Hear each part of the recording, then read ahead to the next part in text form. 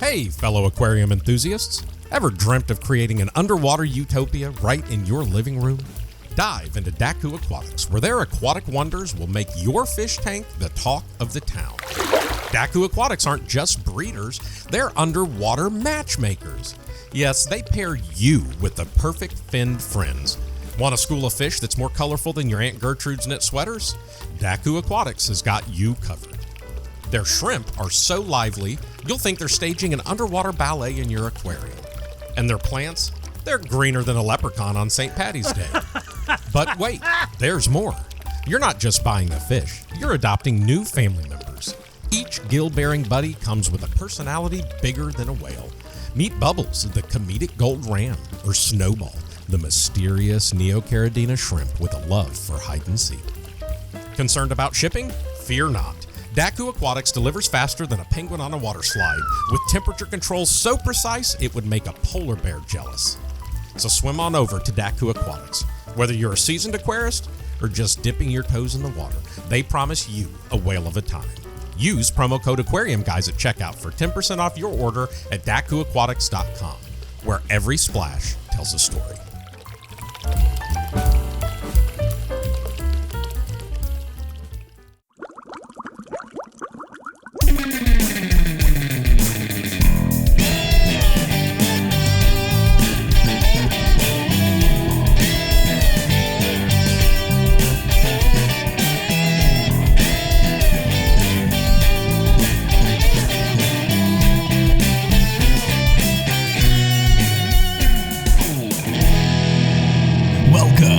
Aquarium Guys podcast. Guys, welcome to the podcast. I am your sole host today, Robs Olson. I am going to be the host, but I'm going to have a few helper counterparts. Today, Adam's gone. At least I don't see him here yet. Double check. Is that a good thing? No, because I miss him greatly. So I don't see Adam here. So sorry, Adam. I have brought you a replacement. Derek Schumann from D's Fish Co. Say hello. Hello. And just so you recognize voice, voice to name. We're having a fish swap here this weekend, and it is, when we're recording this, is 4/13, and we're having a fish swap tomorrow, 4/14, in Detroit Lakes, Minnesota. And our guest speaker is going to be Chris Biggs, the Mad Aquarist himself. Hello, Biggs. Hey, bud. So excited. You haven't been on the podcast since like episode 30 or 20, yeah, somewhere in there. It was a long time ago, yeah. It's been years now. Yeah. Far, far too long. We need to do a story time one. That's what we need to do. You're going to find out tomorrow night at the talk. We're going to have to do a story time. I'm in if you are. I know that we could do just stories of just Biggs talking stories. You know I'm in already. Deal. So now since coming up here, you have actually started consuming the podcast, not just being on it once. How is the podcast? Podcast is awesome. Any notes and I'm like points of concern? You know me. I'm not a tech guy. I'm not I'm an older dude, right. But I've been a fish keeper my whole life. And the podcast now is one of the things I listen to all the time when I'm traveling. I travel for my job 6-8 hours. I'm so sorry. This is exactly what I've been listening to. Loving it. Any points of concern or notes? Yeah, the Jim's decided to go for his, I don't know how many years he's been married, but he decided his anniversary tonight was more important than showing up for this or tomorrow. And, Jim's a jerk. To be fair. He's right across the street, you said. He that's where he lives. So do you have eggs? No, but I do have his code to his garage. That's perfect. So what I'd like to do is present you with something. This is from a fan. Is this the dead pleco in a box? No, but I'm glad you listened to that story. This is actually sent in and arrived yesterday from a fan. The fan, his name is Zach, and I got his explicit permission to give you this. So you do in kind what you will. So thank you for taking Jimmy's place in the podcast this evening. Before you open this, I'm going to introduce our special guest. Dan Bunzy. Is that how you say your last name? Yes. Dan, welcome to the podcast. Thank you. You are coming on the podcast, and this topic for the podcast, we'll get to it, the deep dive in a bit. You're an expert in Pygmy Sunfish. No, I'm not. I'm a super fan. Being a super fan and an expert is just if you get paid or not. So sure, you don't get paid enough. So you are a super fan indeed. What's the difference between a super fan and an expert? Is a super fan the one gets really excited when they collect one and they rub it on their genitals? And that's OnlyFans. That's OnlyFans. Okay, that's different. That's a different thing. I'm just trying to find where the lines are. Ceiling fan, OnlyFans. Ceiling fan, yeah, okay. Right. Yeah, different. So just a quick introduction on yourself. Where are you from and what brought you here? I was born in Texas. I came from the South Metro down in St. Paul. And I don't know, I've been keeping fish for 4 or 5 years, I think, consistently. Yeah, I don't know. I'm just really enthused by it, and it's a lot of fun to me. You've dove headfirst to the Pygmy Sunfish topic. So I've been wanting to get you on the show for a while, and you're going to be having your own booth at the Schwab. Now, back to the little gift here for you, Biggs. This little red box, for those that can't see it online, if you're joining, you can actually see a bit of a webcam from the live Discord. So now, join this is us. something I'm sure that's going to guaranteed I'm going to get a finger on the way back. I don't know. Do you have to declare this in the border crossing? Declare everything. Do you? Oh, well, that's going to be very awkward. Go ahead and open it, my friend. Thank you to Zach again. Well, there's no air holes, so it's definitely not a gerbil, so we're not expecting a felching incident. Although it may need to be shoved up your ass like a gerbil. Jesus. All right. All right. I'm not even sure what it is. No? Is Fair it enough. hand blown with love? I mean, I'm going to let you take it out and, go through I'm not it here. certain I want to touch it with my bare hands. Well, if you're not to describe it to the audience, I have to. You got a napkin there. we could feed it to him orally, It though. is brand new. I took it out of the wrapper. I'm not even certain what it is.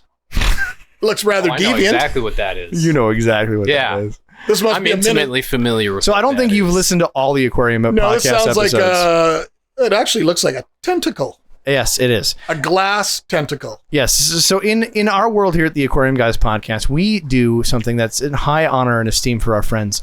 We give away what's called the aquarium dildo. Oh, I saw that in the chat. Right. So an aquarium dildo is a dildo that you put in your friend's tank as a prank to show them that you care about them. And then what you do is you take that dildo and you put it in someone else's tank. I've done this to many people, not to limiting, people like the Ohio Fish Rescue. There was aquarium dildos that showed up in their YouTube videos when I went to go visit them. But what if I want to take it home and display it on my shelf of curiosities? You're Because welcome it's really to. cool. You're welcome to, All right. or you can pass it on to another Aquarist. It is yours to do what you will with, courtesy of the Aquarium Guys, but more importantly, thanks to Zach. Thanks, Zach. That's really cool. Yep. One of the most obscure things I've ever gotten. I did Yes. speak in Wisconsin one year, Milwaukee, Wisconsin one year, and the host that I was there with gave me a jaw of a donkey, and it was engraved from one jackass to another, and I still have it at home displayed prominently on my shelf. So, Well, you have a very ornate box it's in as well. So Yes. that's...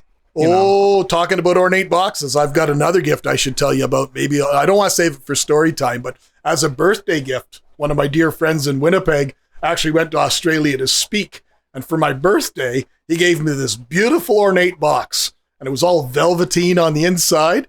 And what was inside was a bottle opener made out of the testicles of a kangaroo. It's the nutsack of a kangaroo. Oh my God. With a bottle opener on it. And it's in this beautiful display box.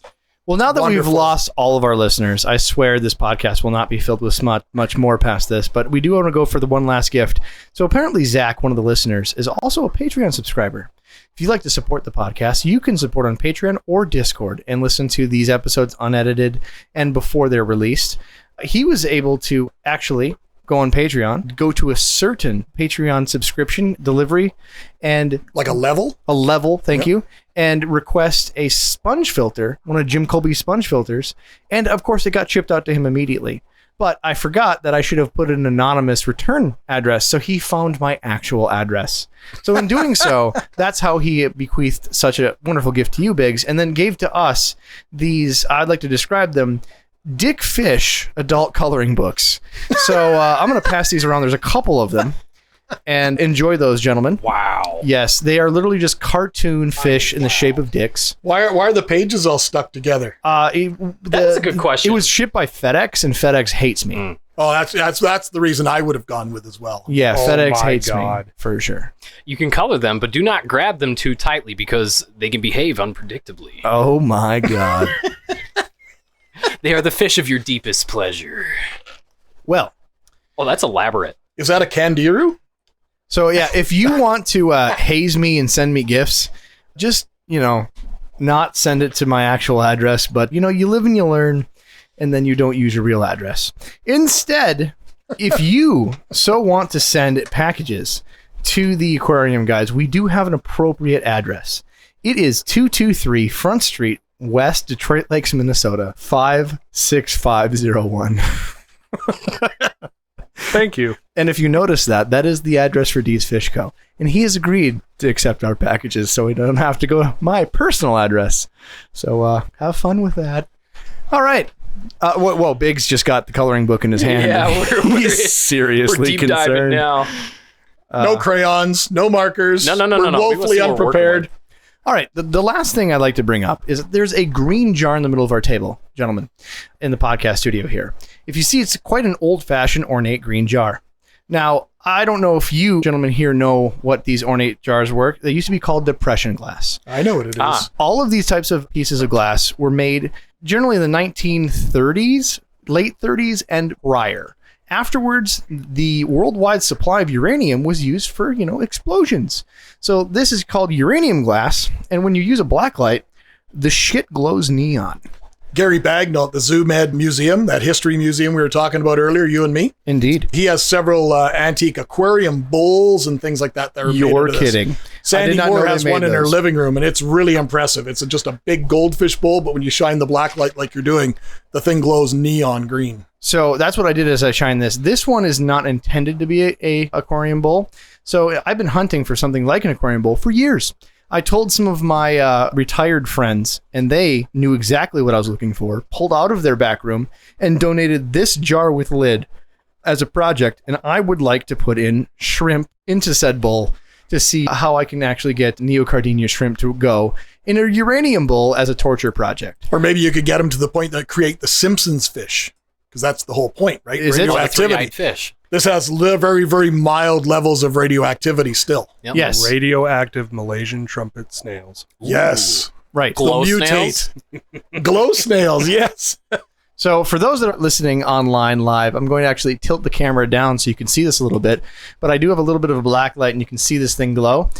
The radioactivity on these glassware products are supposed to be so low it's never to affect a human. It's not showing up on your screen, even though you're trying. Oh, it is. It certainly is. I can It's see not that. neon green like it is here, though. Oh, no. But I mean, I'm doing the best I can. It's the reason your camera's not working. This is an audio podcast. Bite me. So Your target camera, your camera you got at Radio Shack there, is just not really picking it up. also, the Streamlabs that I was working with took a dump on my chest before we started the podcast, so I'm doing what I can. But regardless, Smells real bad. the uranium in it is, again, only supposed to be mildly radioactive and does not impact humans in any way, at least not enough to matter. Does anybody else feel they should have like one of those lead shields that you Right. do when you go for an x-ray? My question is keeping shrimp alive in there going to mutate, extend, or something else to them? I don't know, but I'm so excited to find out. Well, the cool science aspect of, like, if you went for an x-ray and they use that lead shield, mainly is to protect your productivity. I wonder if you were to do shrimp in there, is whether or not it would render them sterile. Could. That's a very good probability. Who knows? I mean, they gamma radiate female guppies in Sri Lanka before they send them to make sure that people can't breed them. Mm-hmm. Yep. I mean, that's very common. So that's the more probable thing that's going to happen. I wonder, though, like, how many molts would they get through before uranium might have an effect on them, Or maybe they won't molt at all. Or maybe they never molt. Who Or knows? they- But that'll be a fun project, and I wanted to put that out to you guys. Yeah. So I will keep you guys in the loop on that when that project begins. That's a really cool thing to get from a viewer, though. That is, that is really cool. Is that not the That's cool- not something you can just pick up anywhere. That is super cool. Right. Lead glass. That comment from Yoglet. Yoglet, right above Lead here. glass is different. Lead glass doesn't have the radioactivity aspects. Lead glass is what you'd have in all the older homes, all the old Pioneer type homes that had that you couldn't see through the windows and stuff. That was all leaded glass. And back in the day when even aquariums were made out of leaded glass, I know the manufacturer up in Canada or worldwide, Hagen, used to manufacture two types of aquariums. You manufacture handmade tanks that were black trim, and they were made out of leaded glass, which had that real dark green color from the side. And then they also had the new modern ones, which were sold under the label of Marina. This is going back into the 80s and 90s. But now you have low, was it Argo? What's the ones called Starfire? What's that? Low iron? Is that Yep. what it is that Yep. makes it? Low Yep. iron. Yep. Low iron. All right. Well, any other news from you, gentlemen? Normally, this is where I talk to Jimmy and Adam to talk about some of their projects or details, but anything else we want to talk about or give a shout out before we dive into it? What's going on in your lives? I'm setting up a new fish room. Excellent. I'm in the process. I'm 18 tanks in. I've got 25 more that are on deck. Good deal. 19 of them contain elosoma. I wish. I would. No, I've got about 10. I know at D's Fish Co. you guys set up one out of the 2 Walmart racks that we got a hold of. Just to give a bit of backstory there, I was searching Facebook Marketplace one day, found a person that had 2, not just 1, 2 Walmart fish racks. And those confirm I'm still missing my testicles. I'm trying to lift those into the store. They're there. We got one running. And now, there's some really cool features about those tanks, and there's some negative features about the tanks, which I'm sure you guys have been figuring out as you try to replumb them and stuff. But the one thing I absolutely love, and I wish people would think about it from an aquarium standpoint, especially at store level, is that slanted bottom. Yeah. Those things with that slanted bottom there for collection, and you're not putting any substrate in there from a store standpoint, those things make your maintenance absolutely awesome. And the built-in chiller and all that whatnot, that's real nice too. They're pretty handy. So you can set one up for fish and one for beer. Yeah. Yep. I can get throw them in the that. bottom rack. You know? D's Fish 2.0. Honestly, think about it though.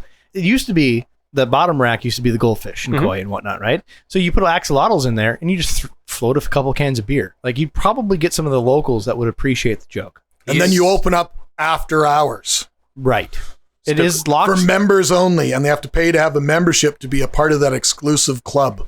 Just D's Fish After Hours. Don't tell the USDA because, salmonella is a thing, but I think sticklebacks with a bunch of empty beer cans in the bottom would be cool. You guys have I'm in Canada. I'm from Canada. You guys have so many cool native fish that just go completely, like the elosomas is one, but all those different types of darters and stuff like that. Like you have some incredible native fish. Even some of the minnows, like the chubs and stuff like that, like Rob's sporting right now.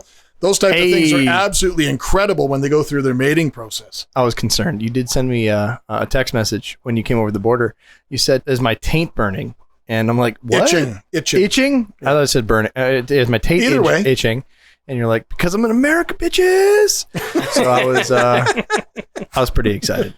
Well, thank you for coming. Now, just one last shout out for you before we dive into this. You can find Chris, the Mad Aquarist Biggs, at his YouTube channel at the Mad Aquarist on YouTube. There'll be a link in the description. Check that out because YouTube requires it. Like and subscribe. Lots of great content on there for many, many years.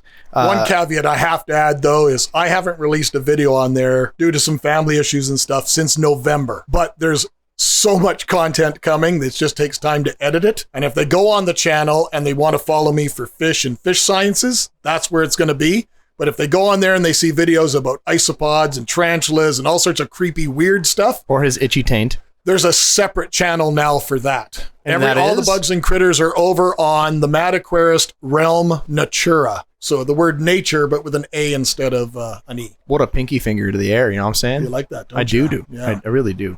Well, onward to the topic. We're going to refer to you. We had a topic? Yes. So we're going to refer to you as Buns because that's what we call you every day. That works. So if people realize that Bunsy is too much for us, it's just Buns.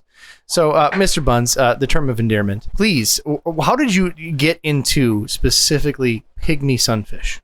Well, it started with just accidentally keeping North American native fish. So it's funny, Chris mentioning that is what reminded me what the name of it was. But I initially started with central mud minnow, and its name is Umbra limi. Is that correct? Mm-hmm. So I started with those, and then it snowballed into looking more into the native fish, and I found out that we basically have a whole population of these sunfish that are like 1.5 inches long, and I think that's super cool, but they need some attention as far as their dispersion goes and their habitat destruction. They need some help, and that's kind of my mission, is to help out in any way I can, even if it's just by keeping glass tanks full of them, right? And making sure they keep on breeding and live good lives. Sure. So you said you've been in the aquarist hobby for 5 years now. Yeah. Is that kind of how you started? Is this particular fish, or what got you in it? Well, it snowballed into it. I mean, I started with keeping live bait, right? And I would go out before bait shops would open, and then it snowballed into guppies and doing all this other stuff. And I don't know, I think somebody at a fish swap honestly told me about the fish, and I just went to Googling, and I was like, yeah, this is where I'm going as far as all of my attention, right? Double dove head first. Yeah. From an aquarium standpoint, like for those from the listeners that may not know what the pygmy sunfish are, that is an incredible group of fish. They Super have cool. absolutely everything that everybody could want in an aquarium fish. They have incredible color, incredible behaviors. They're easy to breed in an aquarium. They stay small. Like when I say incredible colors, most of them are like jet black with neon blue lights all over their bodies and stuff. These are incredible, incredible fish. But the other really, really cool thing, and you may touch on it later because you're the one that's working with a lot of these, is these are things that be kept completely at room temperature. Yeah. You could put them outside on your patio in a little tub. You know, they're so easy and versatile and easy to work with. And like you're finding, most people don't know anything about them, but they also deserve our attention. Yeah. All these species come from like Florida, and these species are, you know, as we all know, Florida's becoming a petri dish of non-exotics or exotics being introduced into the area. And most of the exotics are predators. Yeah, they hunt these fish down big time. And they look like colorful bait. So They really do. let's start with Thank you for the elaboration, Chris. Let's start with a couple beginner questions. Most people think, oh, the pygmy sunfish. They don't understand that there's more than one. Yes. So how many, I mean, we can't get into the complete, but how many common species are found in the hobby? In the hobby, only 4 or 5. And and the other 2 are protected to the point where they're not allowed in aquarium trade. So Bohelkai,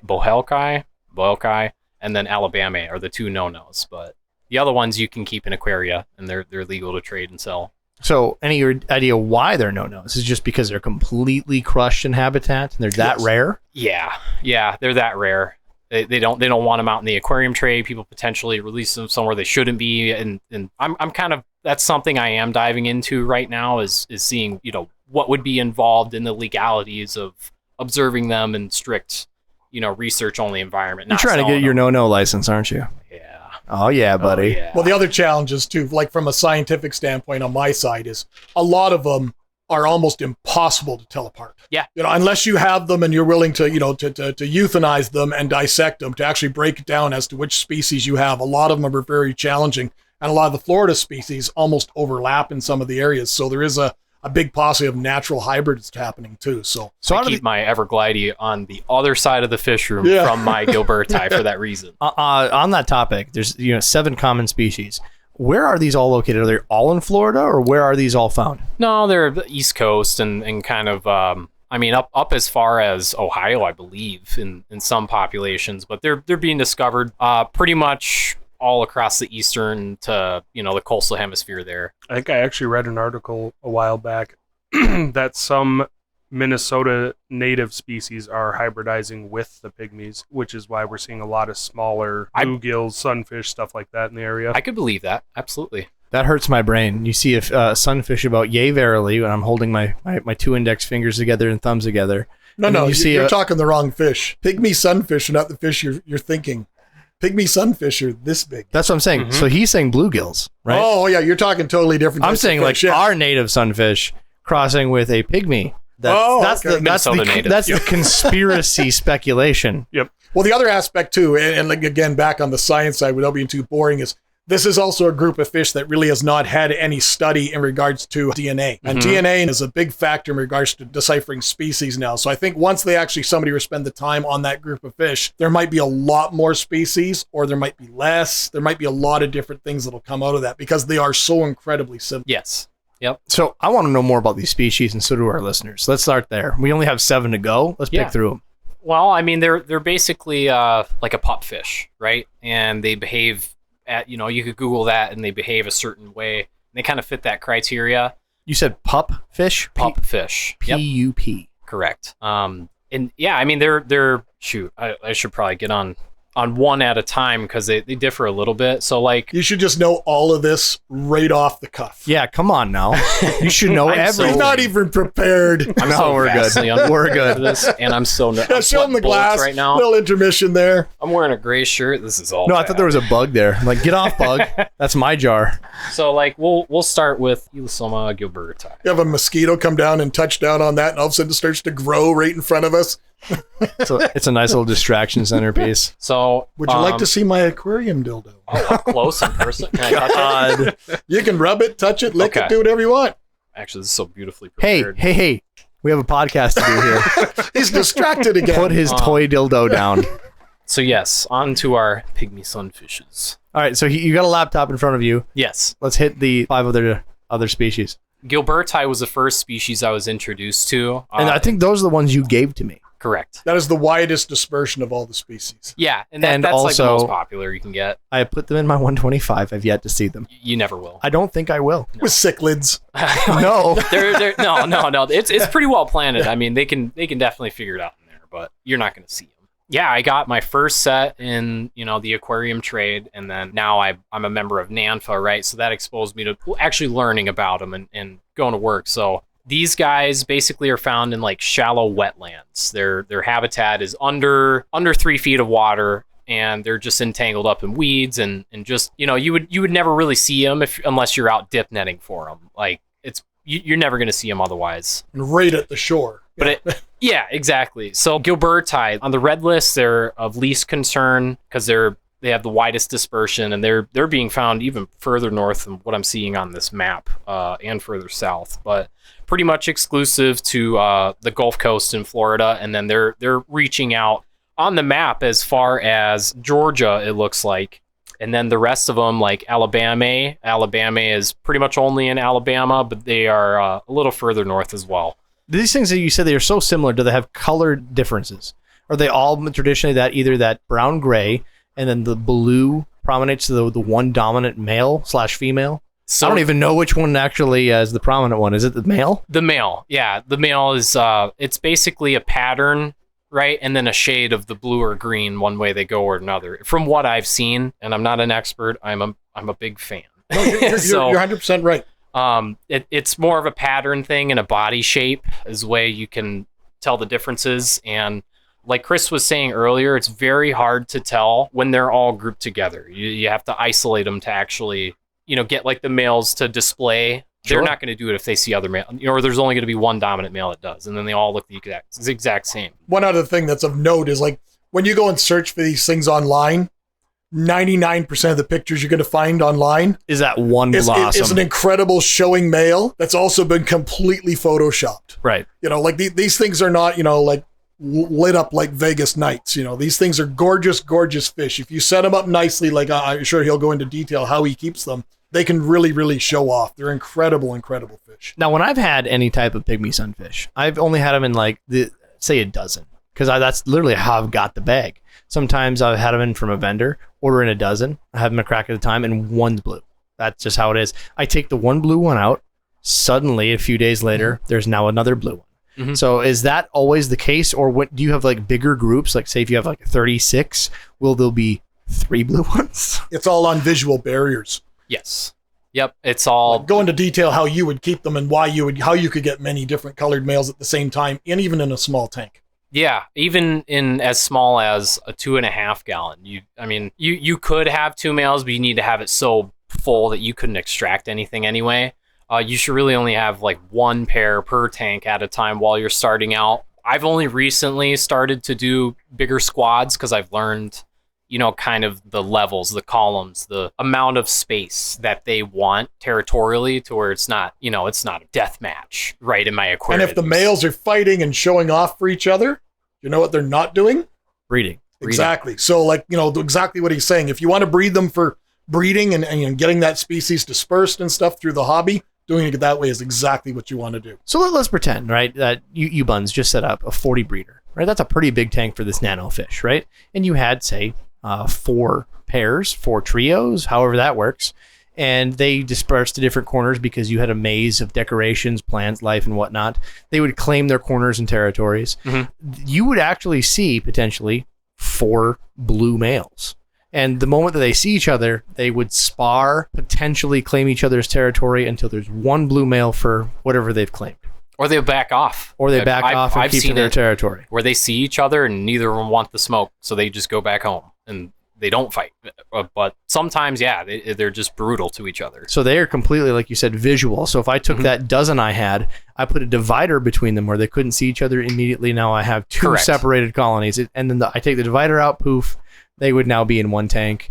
But okay. As he said... Interesting dichotomy here. Merriam-Webster defines dichotomy as something with seemingly contradictory qualities. How this worked its way into Rob's working vocabulary is a mystery. But as Buns has said, you want to set these up in a way to mimic their natural habitat. So if you're to go they got to see each other. Yeah, if you're dip netting in this area right at the edge, you're going to pull up a full net full of leaf litter and all sorts of water milfoil and all sorts of plant life. That is the habitat they want. So if you could have a tank full of leaf litter, tannin stained water, They're looking for garbage. hornwort or something feathery type of plant that just filled the tank, Java moss or anything like that, they would thrive. You can have 40 breeder, you could have 6 or 8 pairs going in there probably prolifically, and some of them may never even see each other. So it's fair to say that when you have these set up then, and you have that leaf litter going on, you have that junk, these things are looking like micro predators. Yes. They're looking for these small bugs in the water. They're going to be hunting, quote unquote, their territory, and that's where they breed and keep to. Yeah, they like hunting, dare I say it, stuff that occurs from aquarium neglect. Hey. Things that only occur in really thick mats of hair algae. Or all that life that comes from adding all those botanicals in the leaf litter. Yep. They Hence love why detritus. They never see my trio in my 125. They're just going to keep to probably the cruddiest corners of my tank. They're If at you're work going always. outside right now in your yard and get a bucket full of the leaves that are on the ground, ideally if you can take them that they were wet from like a marsh habitat and throw them in that tank. That is all the life they're going to need. And honestly, to keep those fish long term, someone like me who travels all the time, they'll feed themselves of all that microfauna that'll emerge from all that stuff. This is a controversial take. I don't intentionally feed them unless I am conditioning them to spawn at a certain timeline. Now, you and I have had a discussion off microphone, and just to really paint this out, you painted the picture of this where you had a plethora of tanks. You've had one that you fed, and they all had the same amount of roughage. You've had one that you fed, and then one that you haven't fed. The ones that you haven't fed did significantly better because of the microfauna, the amount of quote-unquote shmoo. I think we even giggled about it together. Yeah. And how much faster they grew, how much more they bred. And then you only added to the bioculture to the tank is how you fed them. Or did Exactly live right. cultures? Live cultures you were big at. I did buy a culture of blackworms to start out with, and then I started farming blackworms, so then I could just introduce populations of it in a controlled manner, not like a giant bundle at a time, just control populations, stir them up so they reproduce, and they do just fine. And that's part of, why I can leave my tanks and go I could go a month or two just fine. No, I still have some live bears, so I take that back. But with my pygmies, it's laissez-faire. You could get by with a lot of more murder than you probably have, for sure. Yeah. So in your tanks, you'd put a bit of a substrate, like a sandy substrate or something like that, becomes a base for like the worms and stuff so they can populate it? That's awesome. My favorite is the EcoComplete stuff. Yep. It's an inert substrate. It doesn't leach. It doesn't break down. It's really stable, and it's good for your microbacteria colonies to hold on to. Like I'll stuff those into some of my sponge filters that have a little cubby underneath the sponges, and I use that as my bio. And I can jumpstart other tanks with that method as well. Mr. Pet Store Man, what is this EcoComplete? And why is my brain going a blank? It's the live culture substrate. Is that stuff I made fun of for having poop in it? It's from Carib Sea. Yeah, That's it. It's the stuff with the poop in it. It comes in like its own bag of liquid and everything. And then I actually there's salt. punctured it and it sprayed poop on me. Yeah. It's not really poop. It looked like But- poop. Their saltwater stuff will contain like live crabs, that'll crawl out of there eventually. Oh, great. Yeah. So it pooped and crabbed Look, on you. It'll Concerned give you about- crabs. I'm a little concerned about crabs coming across the table right now. All right, Carib Sea. And if you're considering it being a sponsor, you're over because you gave us crabs. Thanks. I love the stuff. It's phenomenal. It's a brand that's been around for a long time. When they launched that particular product, it dominated the industry. And the only thing that's even close to it is all like basically all those live bacterias that people buy. But they're the only ones that have a live living substrate, to the best of my knowledge, that is ready to go to help seed an aquarium right out of the gate. And to add to that, I don't stick to just one method. Like I'll show you. I think I've sent you an update on my fish room, but they're all kind of a little differently set up. Some of them I have the soil method. I bury soil and then gravel and then sand cap. There's others I do just gravel. There's other ones that just have fluval stratum, and they're a lot softer and because they were initially going to be Caridina tanks, and I scrapped that idea, so I use it for pygmies because they're pretty versatile and they can live in a super wider range of water parameters and not be negatively affected. I mean, even soft water. Well, that's why that one particular species, the Gilbert eye you were talking about, has such an incredible dispersion. Is you can find it in little puddles, you can find it in estuaries, they'll live in brackish water, it's everything. And that's its fecundity is how it's so successful, is it's been able to spread over this massive area because it can live and adapt to everything. So I accidentally did an experiment, without doing my due diligence of asking about tank parameters before they went in. A guy I rehomed a pair to, put him in his Caradina tank that was 108 TDS and 0 KH. And they bred, they live really long. They're still alive in that tank today and thriving. And there's others where they have 800, 900 TDS, same result. So, as far as I know, if you're somewhere within that range and you don't do too much to interfere with your tanks, you'd be very successful having these fish.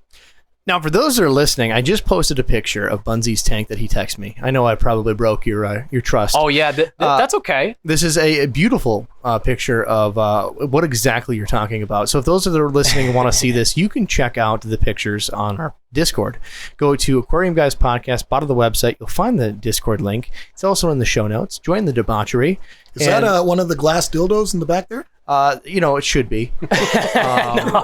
No, unfortunately not. It's a disco ball. So what species is that one? Might I say those glass dildos are inert for those that want to try one? So that is a male Okati.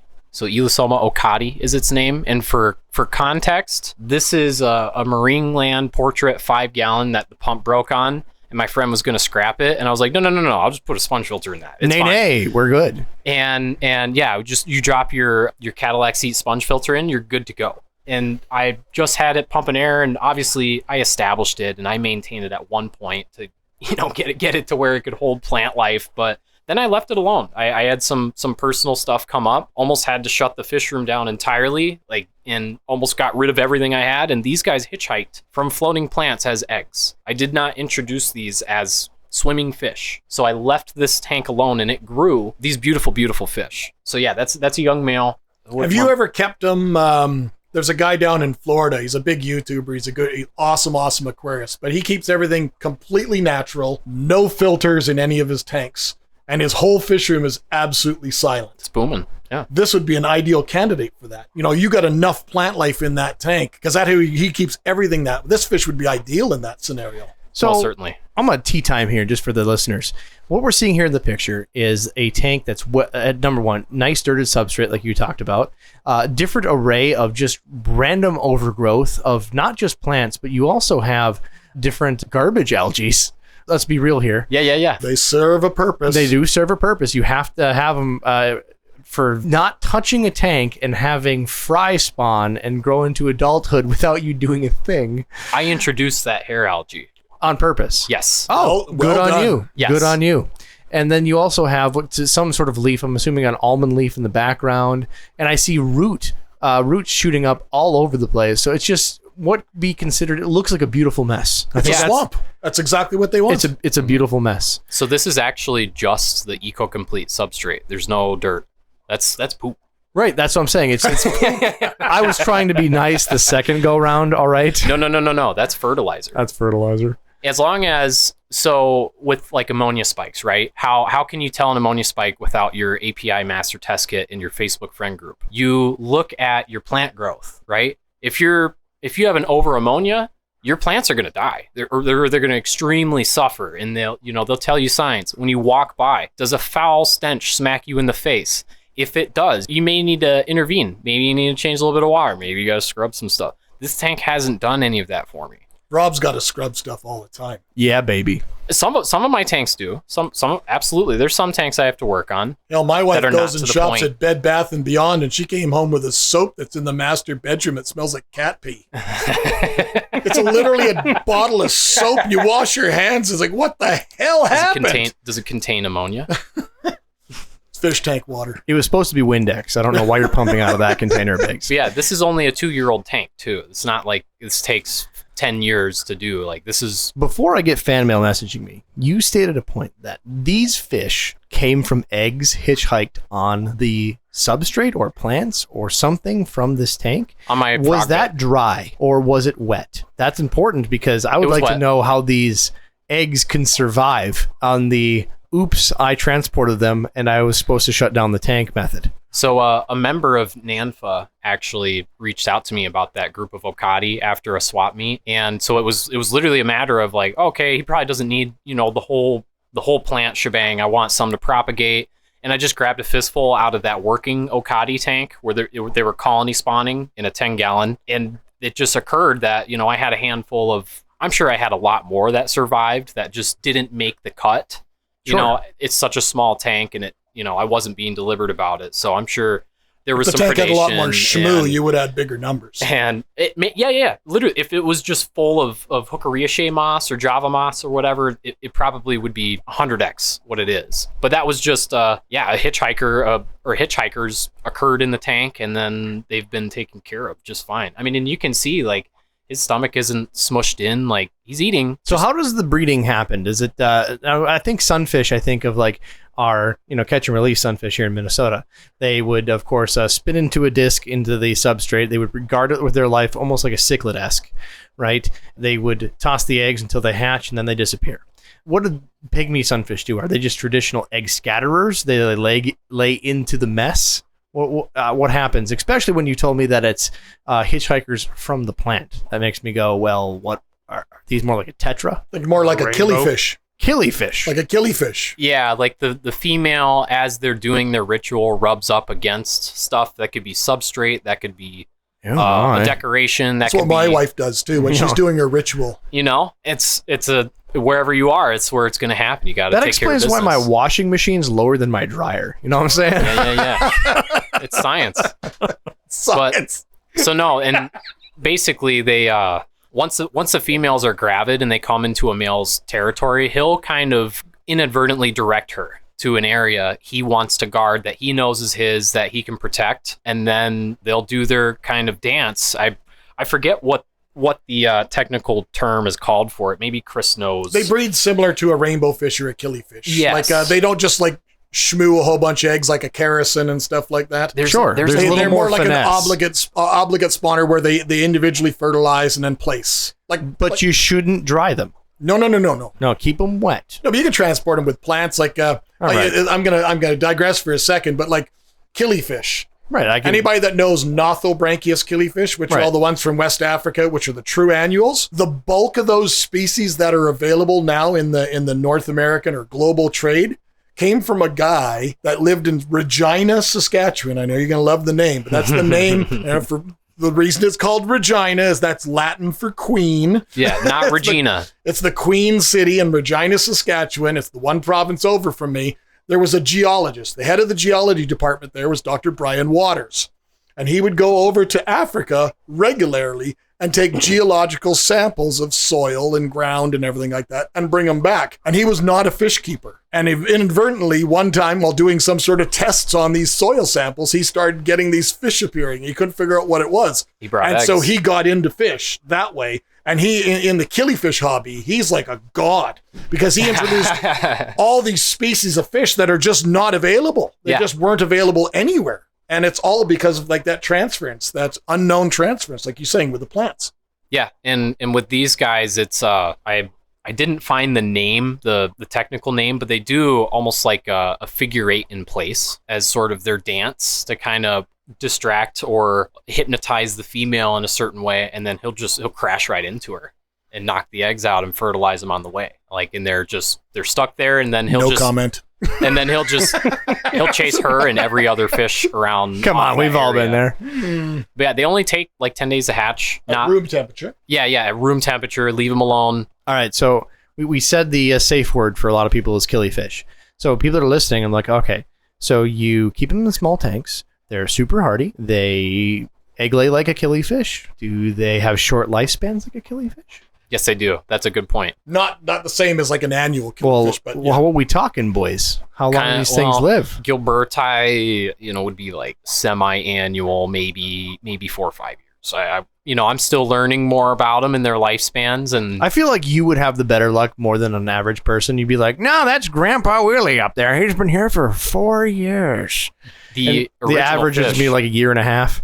Well, we're not talking like true annuals. Like there's killifish like Nothobranchius fuscotaniatus, which is used for genetic studies. All sorts of. This is a fish that'll, from the minute it hatches from the egg, to old age and dying is 6 months. Right. There Yeah, are killifish that It's a very last, short window. like you said, 6 months. I've heard of certain ones that do the 90 days. Well, not only that particular species, the eggs in the mud or the peat that you're going to dry, Right. the parents are long gone before you're going to have. They sometimes need like 8 to 9 months to incubate Oops. before you hatch them. And The then when eggs you are hatch older. them, and they're really, and I mean to take over the conversation, No, but you're with okay. killies, when you hatch a Nothobranchius egg of something like that, is nature's provided a way called diapause that basically doesn't so when a rain comes, theoretically, we're going to wet our eggs for our killifish, and then all the eggs will hatch, right? No, nature's made it certain that Nay. because if it rained and it was a flash flood and then it dried up, theoretically that species would be wiped from the planet. But it's called diapause, so not all of them hatch at the same time to survive the species. And that to me is just super cool.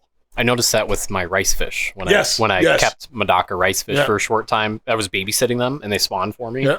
And I was like, well, why aren't they all like? But but what then am I doing later- wrong? I later figured out they're supposed to hold some back. You Yep. know, by nature they hold some back. But I've got the actual list of what I've got working in my fish room at the ready in case you ask me that, because I'm not gonna remember.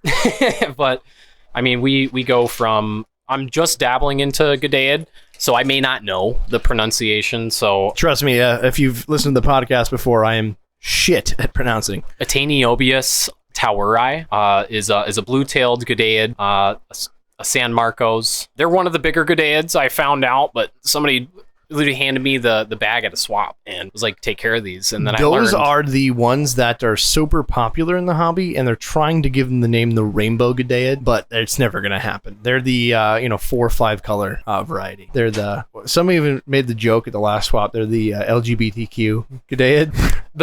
I'm not sure, I'm just diving into the Gadaid lore, so I'm not super familiar, but I'm learning. I'm helping more about 'em. beginners here for funsies. Oh, I gotcha. No, these are, so I think you're talking about the San Marcos red tail, is they actually have a really more colorful body. They're all the different blues and greens and reds and orange. They are very beautiful fish. So yeah, I've also got Xenotica dodrioi, Xenotica eyes and eye. The dodrioi I actually picked up from D's Fish Co. And they were juvies, and they were honestly, for a fish I bought from a store, some of the best fish I've ever brought home to my fish room. No lie. Really easy to work with. I've also got Poecilia wingei. Those are just yellow tiger endlers. Really, really pretty fish. I've also got Lemia vittata, which is a Cuban molly, and then Lemia perugiae, which is a Peruvian molly.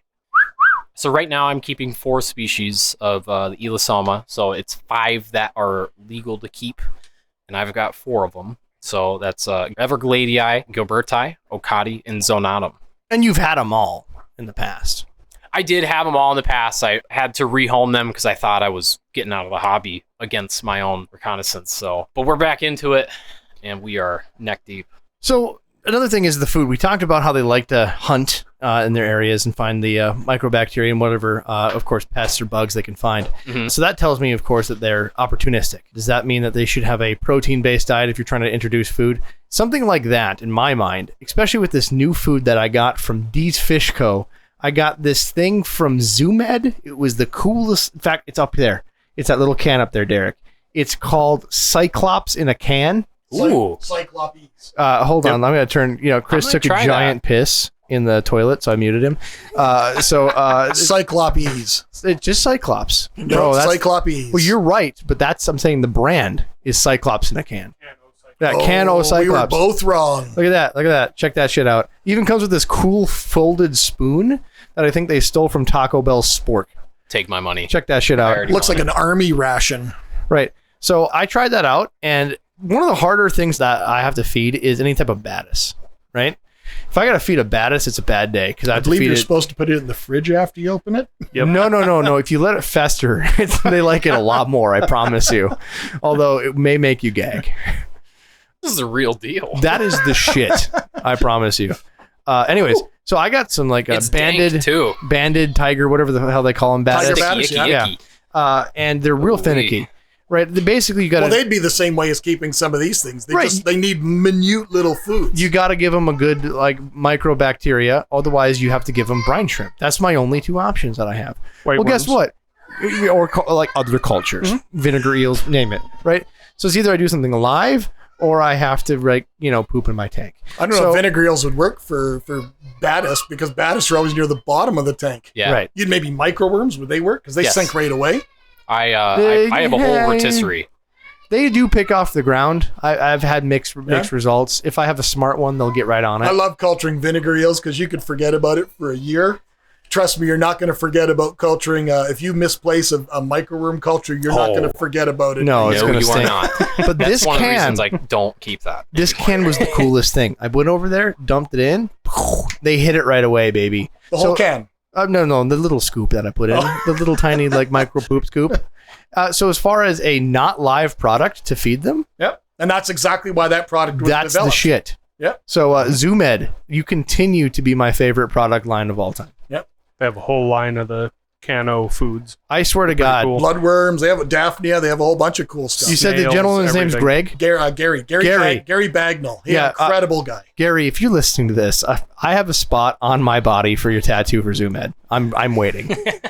I'm a huge fan. Every time I open one of your products, even we'll considered to be dumb products in the hobby, like the beta leaf is the coolest shit that works. I don't care if you're making fun of it. That little suction cup leaf, it sold so many when I was helping out D's Fish Go, and my wife even bought one. I'm like, well, that's a stupid leaf. Stick it to the side. That son of a bitch is sleeping right on that leaf. Yep. And loves it. It works. Well, if you ever get the opportunity to go there, Gary has basically every product they ever come out with is tried in-house. They have tanks and reptiles and stuff absolutely everywhere.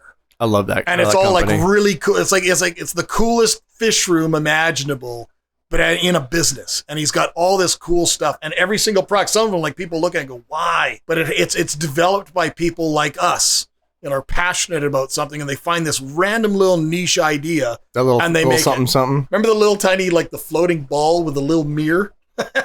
Yes, that got real popular for our communities. That was them? That was Zoom Ed, yeah. Damn. I just love these people. But Gary also produced all sorts of random cool stuff.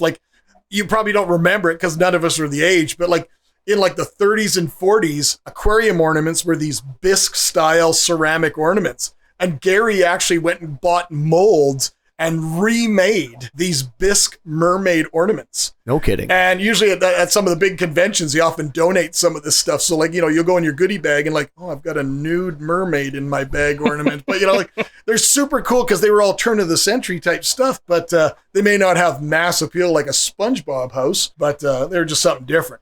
So quick tangent here, gentlemen. And I know that we're talking about this. Just before I leave, I want to try these. I'm going to send you with that little touch of the can. I want to know how Pygmy Sunfish these little Cyclopsy. I love it. Cyclopsy. No, it's can of Cyclops. It used to be called Cyclopes. They also have a full line of reptile stuff. So you can buy dubia roaches, caterpillars, grasshoppers, all sorts of stuff that is all ready to go. Sure. So my podcast editor, it's his birthday. So I'd like to say happy birthday to Dalton. Happy birthday to you. Happy birthday, Dalton. You sexy muffin. So for his birthday, what I did is I sent him a aquarium ornament, and you got to make it personal. So I sent him this aquarium ornament, which I'm going to post the picture in Discord for those of you that want to see. Is that displayed in his aquarium? That is not. This is just a preview of the product. Dalton, we need to see an after image. Yes, before and ideally, it'd be best if it was a pristine planted aquarium or something like that, and he had to go and put something like that right in the middle of it. I think it'd be exceptional. Right. So for those of you that know that, one of the most treasured objects by stupid men in the hobby is probably the old mermaid that's topless, that you get in it was lead painted, the whole thing. So this is homage to that, but more garden gnome style. So they're just two garden gnomes that are kind of naked. It's got a man garden gnome with his dick out. And of course, his tuft of pubic hair is white. And then it's got the female garden gnome. She's wearing panties, but her tits are out. And they're both kind of ready for the beach. So it's full on lacquered and ready for your aquarium. They're intended to be aquarium ornaments. So I sent him that. He was tickled pink to get it. I just wanted to put out there. Share the picture on. He was tickled. Just put the picture on Discord there. I know, tiny tangent, but we were talking about cool Zoom Ed products. Have you ever seen any of those? You ever looked You got a bulge randomly hanging for out there? horrible aquarium ornaments? Have you ever seen any of these ones of skeletons doing it? Oh yeah. Like, Oh, yeah. What market is this for? The skeleton sex with bubbles. I don't know why they have to put bubbles out their ass. That's the weird one. Bubbles always make it better. That's Bubbles fair. just make it better. We were talking in one of the podcasts in yesteryear about some of the old, what was it, the treasure chests and how Yeah. they used to be like metal and how it used to just chop your fish in half. You know what I'm saying? I miss those. I have one of those at the store right now, but it's missing a few pieces. Like a chop your fish in half version? Like, oh my God. It's not metal. It's ceramic. Oh, something- it was something heavy similar. enough to So chop now he's it in glued half. little used fish cleaning razor blades on it and stuff. It's now like it's a fish guillotine. They got to run the gauntlet. Well, the lid of this thing is so heavy that when it finally lifts and it comes back down, it just slams Yeah, down you can hard. hear it crack. Yeah. It's an It's old just scuba ridiculous. diver, and his arms lift up the lid of the treasure chest, and then it just comes down with a lot of force. Oh man. Well, I'm trying to get back on He pace has not here. gone. You asked him to go and talk about all the species. He said 1, and then we went off track. No, That's he, okay. he said 3. Well, he talked about the 2, and then you said the other 5, and you only got to introduce 1. Keep going. That's okay. And I sent you some photos if you want to show the viewers my working fish room.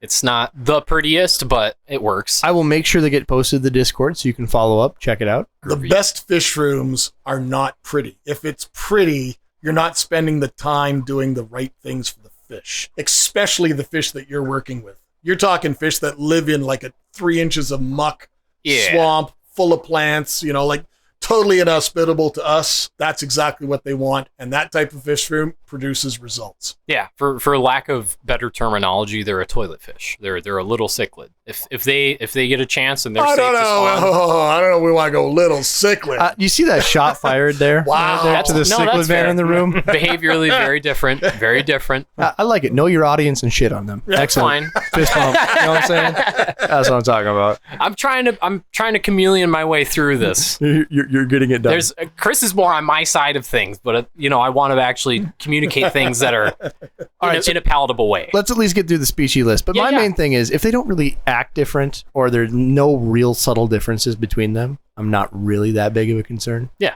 Is there any between these 5 on the list? Like Just one of them pattern has a and- giant gonoponium. no. no, No? just pattern, body shape, and dispersion. If you had all 5 of them in a pair in a bag right here in front of you, you wouldn't be able to tell most of them apart. All right, I'm good then. If you want to check it out, you can Wikipedia it. No, that's fair.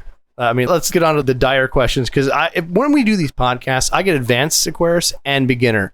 So they're going to want to know some of the secrets that you get for getting production results. So number one, you both were clear that since you both had them, that you have to have. I'm nowhere near on the level. I've kept probably 4.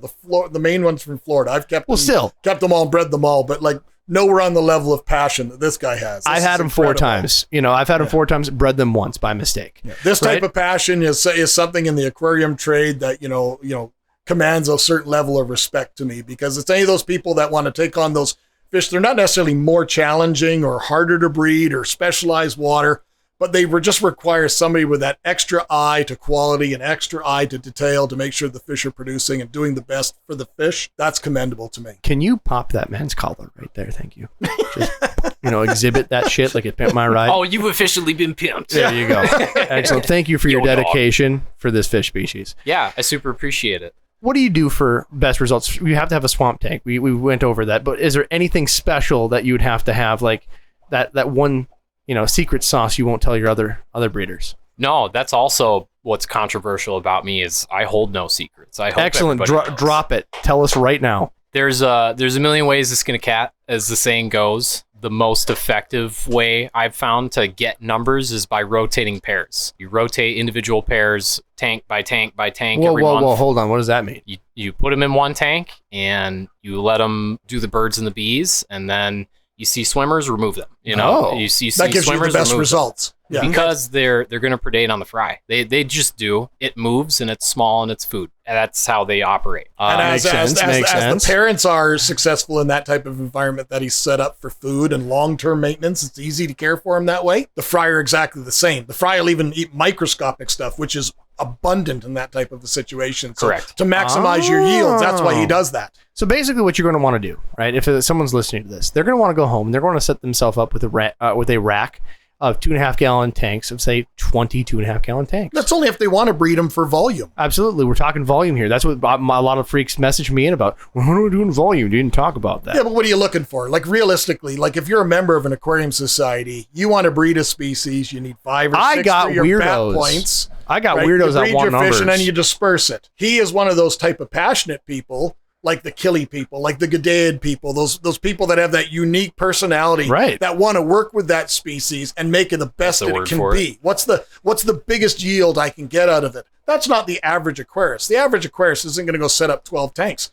And like he Right. was saying, with all the shmoo and all those other things, that's going to give you the best yields, but you could keep a pair of them in a fairly small for tank sure. without substrate, without anything, on a Yeah. bare glass bottom with a sponge filter, and feed them bloodworms and cyclops like out of the can and all those type of things. Right. And they will thrive and they'll breed, no problem.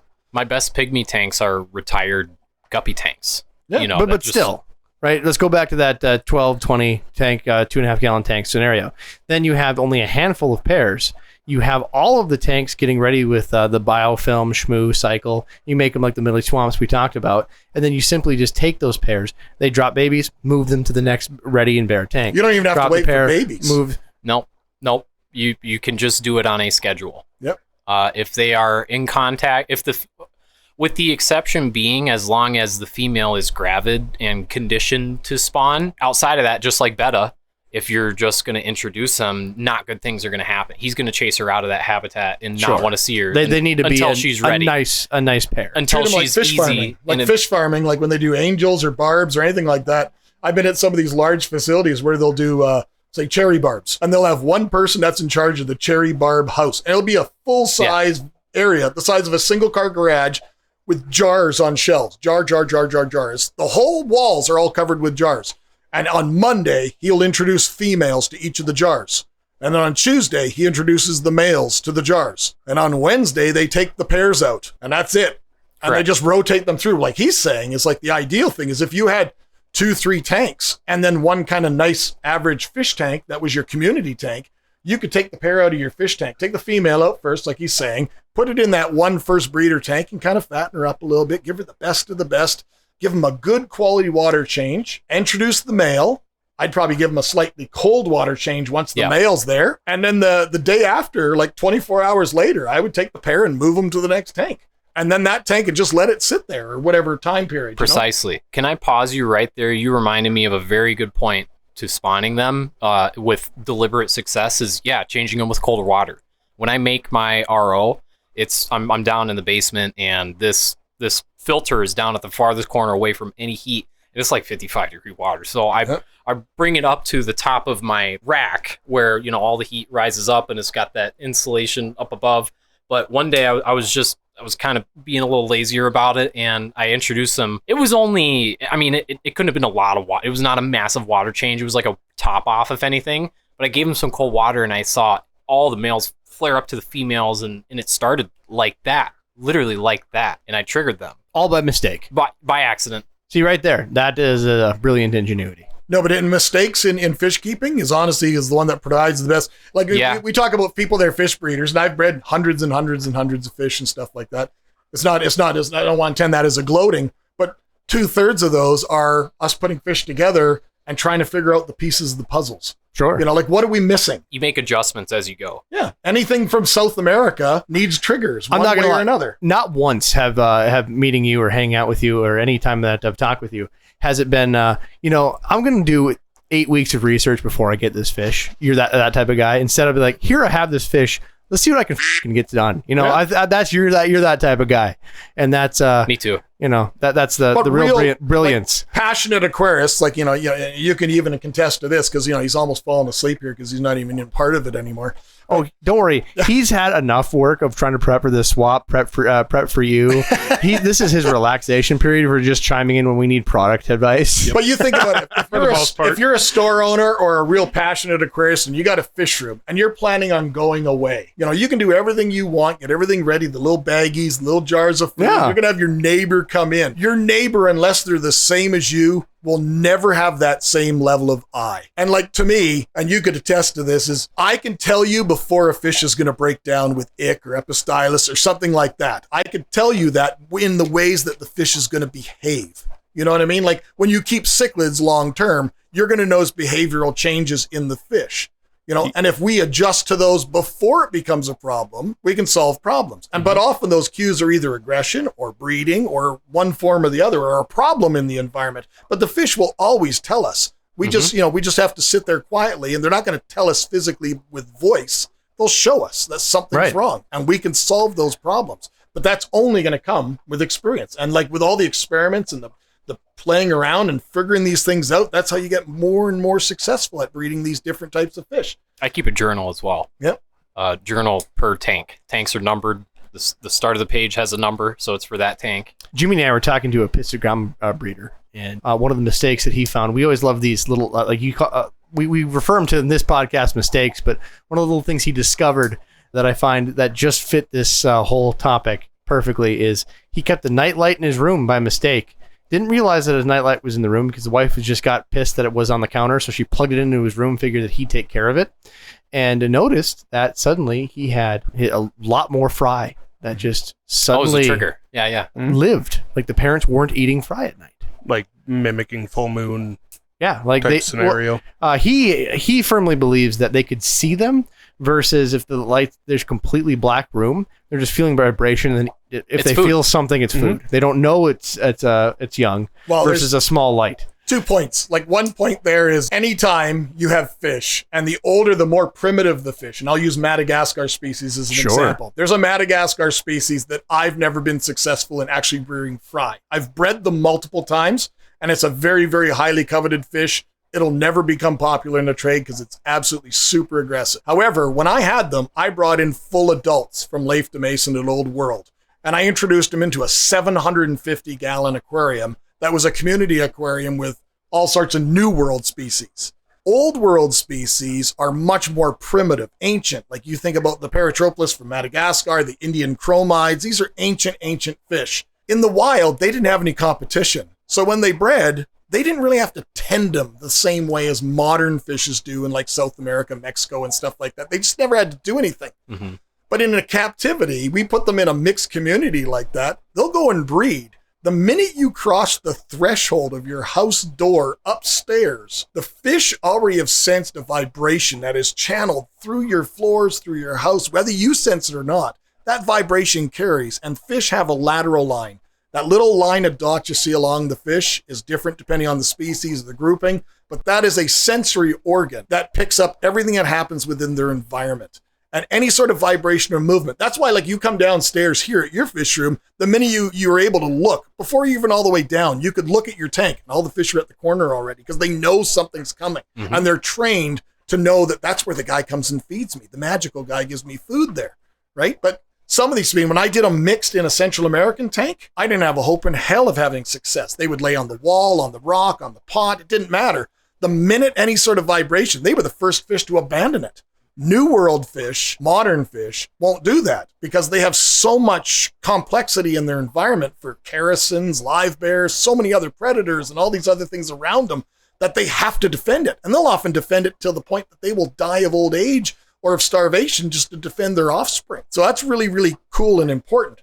Now, the second thing, completely separate to this. Do you know who passed away this past week? I don't. An absolute aquarium legend. And in North America, this is probably one of the most prestigious people that has ever passed away, that his contributions to the aquarium hobby is Rosario Lacorte. He passed away just this past week at 95.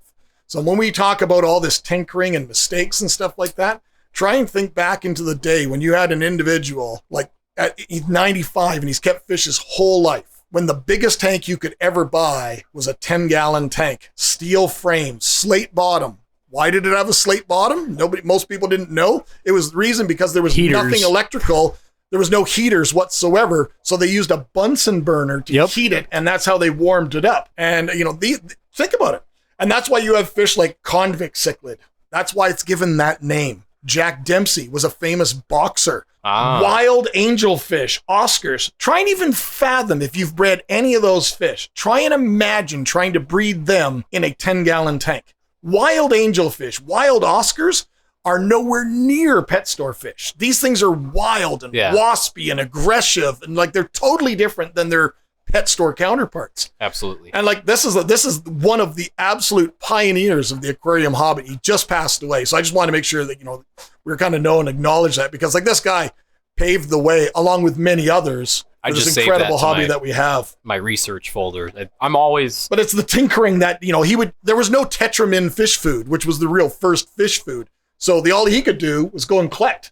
Exactly. Yeah. Like that's all he could do. He'd go down and get mosquito larvae and like put them in his tank, and now he's got mosquitoes in his house. Or blackworms, and now like you're doing in the soil, cultivating them to try and grow them, because like he's up in New York. It's not like he's like us. Like we're in Minnesota right now. It's like you can't go down to the pond in the middle of winter here and collect if you wanted to. You're not going to get anything. I do that scuds going.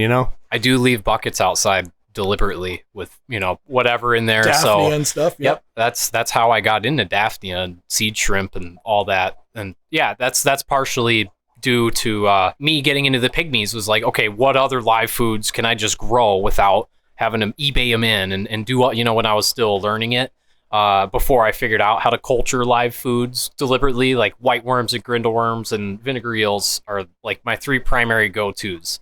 I suck at brine shrimp. I suck at white worms because they need that temperature. They have to be kept in the fridge. Yeah. Grindle worms are awesome. No maintenance. My fish room, in the basement floor, it's not insulated. Only my racking system is. You keep your white worms in the fridge? White worms for us. We had to keep in a white wine worms cooler. in fish. Yeah. Is like what's best for them. Like I do them right on the counter in the store. Grindle worms or white worms? They're the micro white worms. No, that's grindle worms. If they're tiny, they're grindles. Yeah. White worms will be about the same size as like a black worm. But they're just white. They're bright white. And you usually put a piece of milk-soaked bread or something like that on them. Yeah, but they usually need to be in the fridge. Mashed potatoes. Yeah. I feed them moist cat food, and that is it. That's what I use for my grindle worms at home. And like that culture can go for, 3 months and just totally forget about it. I was going to bring treats for everybody, and I had an accident in the fish room. Kind of an odd segue. I had an accident in the fish room that resulted in a lot of my live cultures not making it. So we can take a culture out of Rob's armpit or something if you want. No. My itchy taint. Oh, yes, we talked about this. Even better. A little cheese. He just uses the little scoop. That's what the scoop's for. Yeah. There you go. All he needs a scoop. You got to see this. Like I make fun of this scoop, right? This is the coolest little thing. So it's just like a tiny tuna tin that you get with the Cyclops, and then on the top it has like a plastic cover so you can cover it. Well, you remember the little ice cream? How old's everybody? Everybody remember the little ice cream? Yeah, it had those wooden little spoons. This one is like that wooden spoon but folded in half. I don't know how they made it, but it was the coolest little idea. Yeah. Love Zoom Ed. Anyways, I was around when they phased those out. Give a point of reference. Yeah, we all started eating the spoons. See that picture on your thing? That's black and white. That's what everything looked like when we were kids. Oh my God. There was no color yet. Hadn't been invented. Well, you guys probably talked to each other, knocked on doors, and left notes too, huh? Oh my God. Wait. Back on track. What temperature do these things should be kept at? These are not tropical species, I'm assuming. Temperate. No, and they're temperate, so anywhere between 55 to 80, is kind of their... That's a hell of a range. No, yeah. But that's why they're so adaptable. And honestly, if you really want them to thrive, literally go and get like a half oak barrel or something like that size of a pond deck patio in the summertime and fill it with water and take some plants out of the slough beside the house and throw them in there. And these things will thrive. And like anybody that's ever grown fish outside, rainbows, live bears, when you pull them out of the fall, they're just breathtaking for color. These are great pond fish. Have you noticed, do they handle like fast temperature changes as well? I know you said you did like a cold water change one day to top off or whatever, but can it like drop down to the bare minimum all the way up to 80 degrees? Let me interject. So you just had a terrible situation happen at your house, right? Yeah. You live in, I'm assuming, an apartment with some friends, and you had either one of your friends or the landlord or something come over and basically shut off your heat, right? Yeah. We live in Minnesota. Shit ain't warm around here. What month was that? That was a month ago. That was when stuff was cold. So before the palm trees started budding out here. Is what I'm saying. So we went from like, a 76, 74 degrees in your basement to a, sultry 40? A balmy, a balmy 45. I think I put my temperature gun up to the water, saw what it was. I was like, well, that's why. All my guppies were bloated. Live bears were just not in good shape. I won't get too in detail about it, but it was just a really, really shitty or crappy bummer deal. The arms of an angel. No, but that's like even some of the areas where, like when we showed it, when he was talking about the dispersion of the Gilbert eye, Right. most of that whole area of Florida and stuff like that, they get snow sometimes in those areas. They It get gets frost cold. regularly. Right, but he went from this temperature to that over like a Yeah, but couple hours. No, it didn't happen that quick. It's not like the landlord opened every door and window and all of a sudden there How was quick was snowbanks it? in the It house. took, I was gone for 3 days. 3 days. That's And aggressive. it was pretty much right after I left that he was like, oh, he left this on, and it was a miscommunication. Maybe to your listeners, how many people out here, like at home, like you talk about using RO water? I have 180 gallons of RO water at my disposal every day because that's Sure. what I have well water. So my well water sucks. So I use RO completely. But my well water, like you said, comes out like cold, like 52 degrees. Yeah. My well water fills up my 180 gallon reservoir and stops at like room temperature. So that, I don't know if that's on your scale. What's room temperature? 21? That's what 21 on 72. my scale. So like, and that's where my water sits. Yeah. I don't heat it. I don't do anything. I don't treat it because I live in a well. So I don't have to treat for chlorine, anything. And I do water changes. That is not the case for us. Half a tank, quarter tank, anything like that without any issue on all my fish.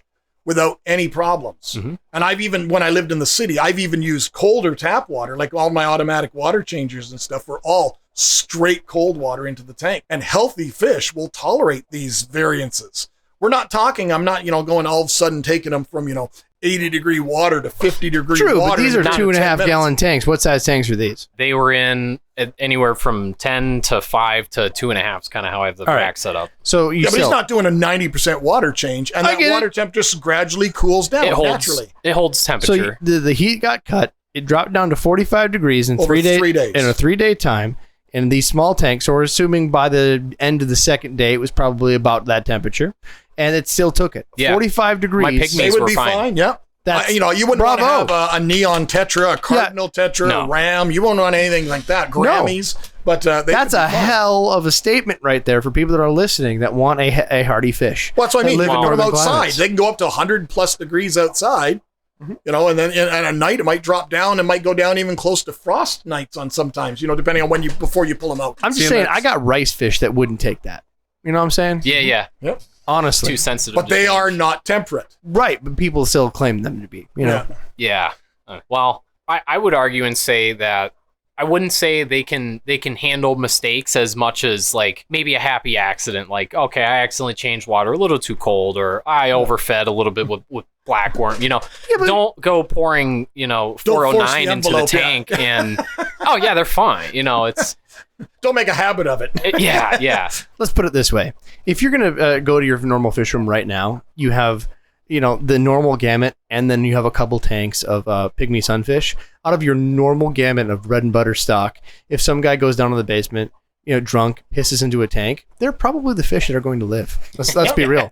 That's going to be your bulletproof fish. Yeah. Well, it's only a 2-gallon tank, so maybe after a few drinks, I might. That's like a third water change. I don't know. Even if that's a third urine, they're probably going to live through it, boys. Yeah. You know what I'm saying?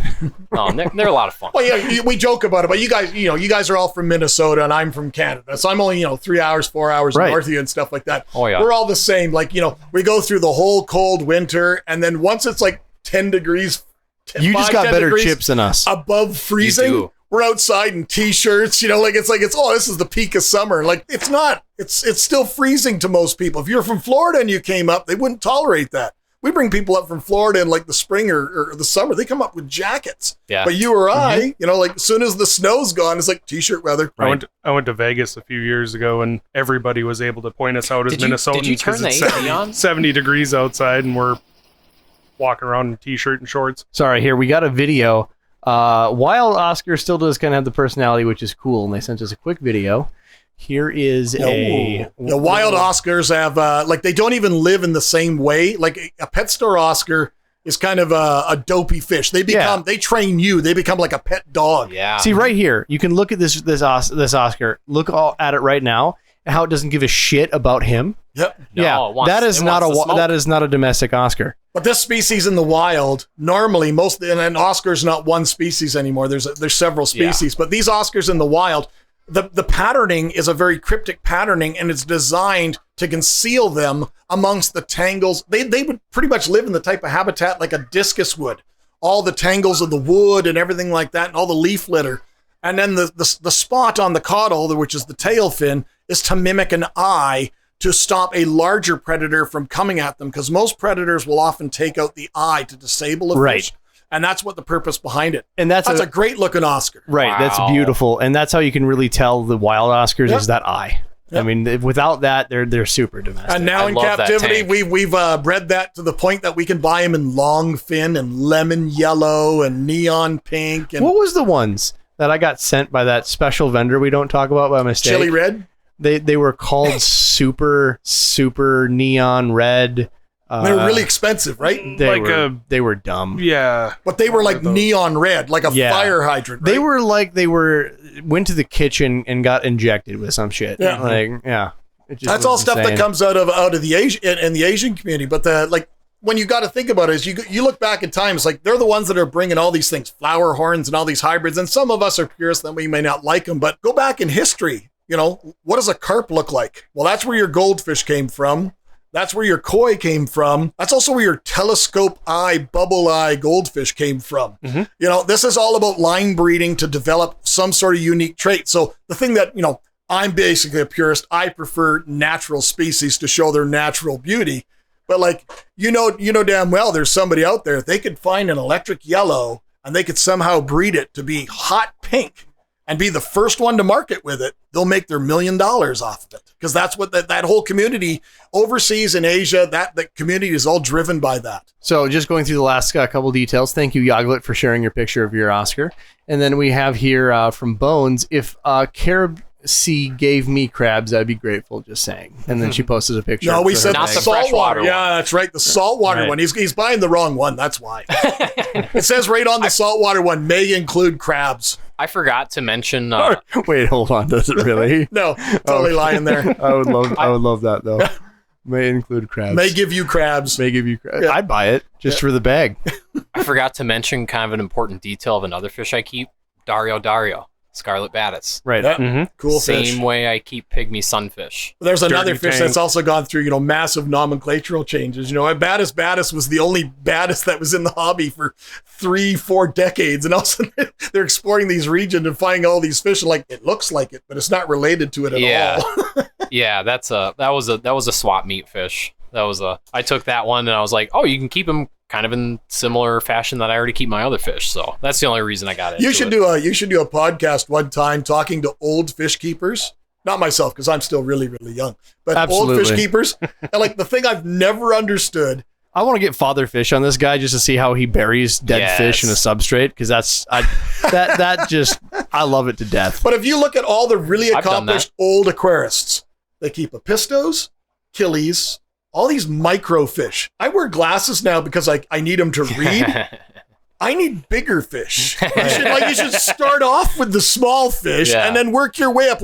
Okay, I have a 10-gallon as I'm a kid, and then when I'm a teenager, I can get a 20-gallon, and it slowly get bigger and bigger and bigger. And then your goal is, what's the biggest tank I can have before I keel over? Well, so maybe if you're visually challenged, the Eniacanthus might be a better route to go. And Eniacanthus gloriosus is a blue spotted sunfish. They look very similar to Elosoma, but they are more behaviorally, they're more like your bluegill, right? For a sense of familiarity. What? That's still only a couple inches, though, brother. That's how it uses it. But the gloriosus, it's about how you use it. The gloriosus only max out at 2.5, 3 inches long. That's all you really need. All right. She calls them Old Glory. All right, gentlemen, help me out here. Is there any don'ts with this species? You don't put them with this. You don't use these. Don't do salt. What are we talking here? What's the no-nos? Don't put them with fish that use their mouths as their eyes. Wait, what the hell does that mean? Well, Predators. Goldfish. Ideally, gnads. these are fish that you should keep pretty much they would be the people that are passionate like he Keep is. them with fish with finesse. No, but I not would keep retarded these things fish. with small. I would probably personally, like you do, you keep them pretty much by themselves. You Yeah. breed them and you work them through. You could put these with small shrimp and they'll control the population of the small, the little tiny. You might not get any shrimp out of it, But they're not going to take down the adults. They'll just, they'll cohabitate together. But if you want the best results, like he's trying to breed to get this maximum yield, to get the species out, prevalent in the hobby, he's only keeping them by themselves. Now, he can control it. If you're a person that insists on having tank mates, I'm assuming like sparkling gouramis, scarlet batis, you shake your head no on all of them. No.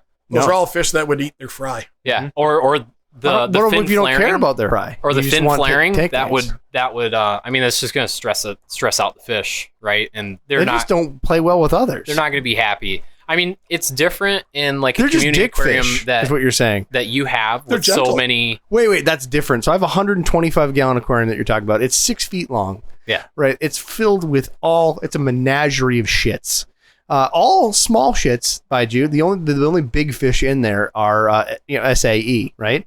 So that tank, you say, is somehow better because they'll just keep their little corner territory? It's a lot going on? That there's a lot more going on, and there's a lot more places for them to tuck into that are within reach, right? That are kind of within arm's reach of them at all times. Yeah, so they'll find a little pocket. like Shelly's, as soon as you see them and they go into the shells, right? They're kind of that. They need either find a gigantic community aquarium where they can find a pocket to themselves. But even or then, leave you're them not going to alone. have that big of a community aquarium. Most people are not. Yeah, going most to people have aren't that. nuts like me. Right. That setup right there is very out of the norm of what I've seen at most That is people's fair. at most people's houses. That the average aquarist that's diving into it recently had a goldfish die, and they're looking for something else that's cool. Anybody's interested in keeping fish should not do what Rob does in that tank. Is what we're saying. This is true. This is true. And that's also You shouldn't controversial even keep here. fish. That's calculated risk. When I have L46 Plecos in there, and they're like, you know what I need? I need some Pygmy Sunfish. And I just toss them in there. Yeah, because I just, You look more of like somebody that should be breeding finches. All right, let's go around back and have a tilly. No. What about like chili rasbora or the Burgate. Kubodai or something like that? That's a more peaceful kind of fish that's like we said before, that doesn't see with their mouths first. And I think, like to add to his, I think that is a species that we often use. We call them ditherfish for like cichlids, that they might make the bond of the pair better because because this is a species that's literally lived its whole existence, kind of like an apisto. It hides under a leaf for its whole life, looking out, cave is dweller. death awaiting me, anytime I poke my eye out. Yeah. Yep. And if you put little tiny fish that are above it that are completely oblivious to what's below them, then if they're out swimming, everything's okay. And then the pygmy sunfish will just be probably better. Yep, When I was the doing- schools of bait fish. When I was doing a pistos, I had pygmies in with them. Okay. All right. Not when the pistos were conditioning to spawn. Obviously, at that point they got removed, but Here we go. Like as the chat, like the pencil fish. There we go. I was gonna say we're gonna go to chat questions. Can you keep with pencil fish? They have incredibly tiny mouths. see, but a But they're a much pencilfish- larger fish. Yeah, pencilfish has a lot of personality for such a little mouth. That's gonna. That's mess what they with say a about sunfish. Rob too, though. No A lot one of says I have a personality, Rob. small a lot mouth. of personality Got the for big- such a pretty mouth. Pretty mouth. Oh, pretty. Yeah, I Oh. was gonna say he's got a pretty big mouth. I don't know. There's a reason I invited you here. All right, you're redeeming yourself.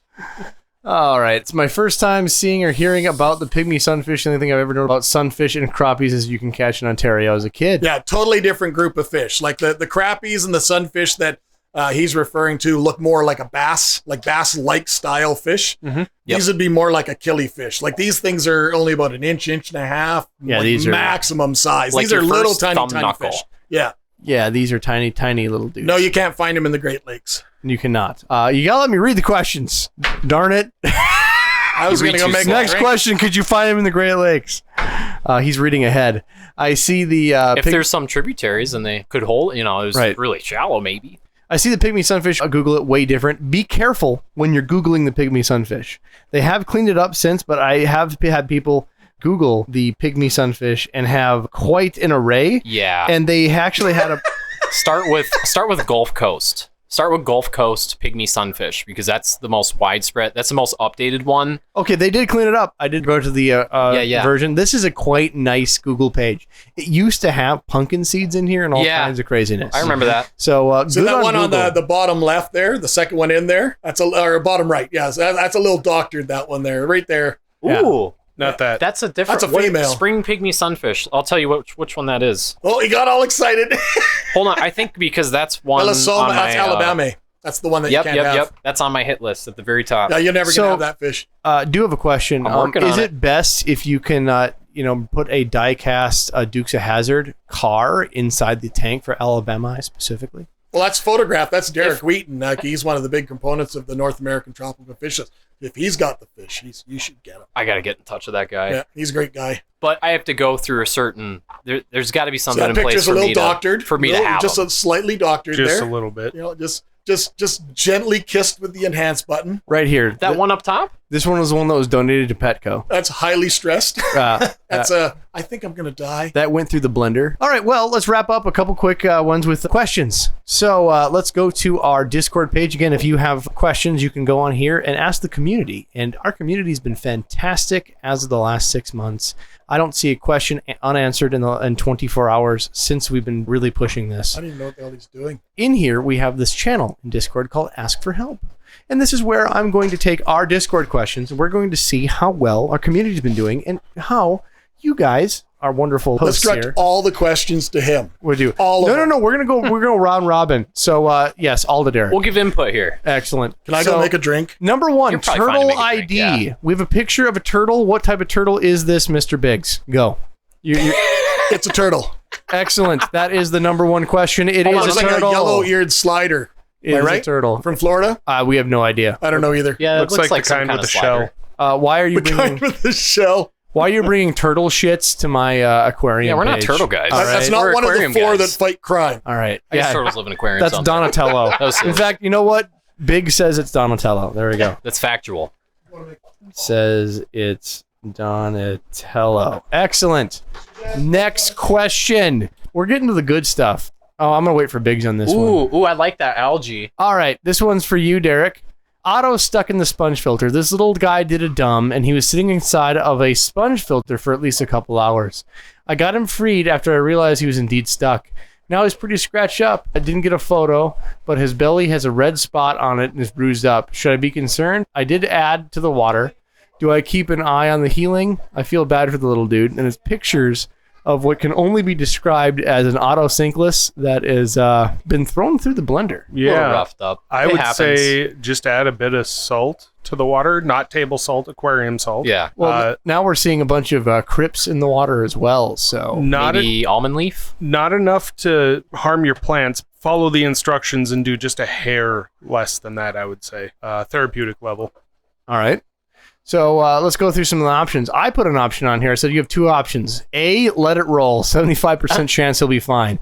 B, net him out and drop methylene blue direct onto his wounds and put him back in the tank. Still 75 chance that he'll live due to the stress of that procedure. And I said that because of the plants in the tank.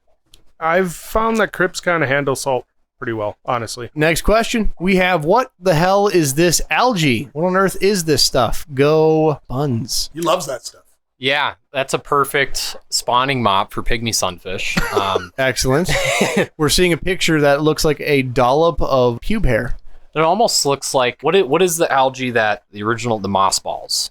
Is that the one that's mentioned that it's not? The Maramino balls? Yeah. Yeah.